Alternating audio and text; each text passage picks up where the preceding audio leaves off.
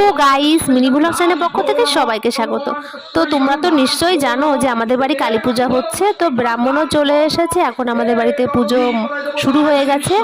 আর আমাদের বাড়ি পুজোটা তোমরা শেষ পর্যন্ত অবশ্যই দেখো।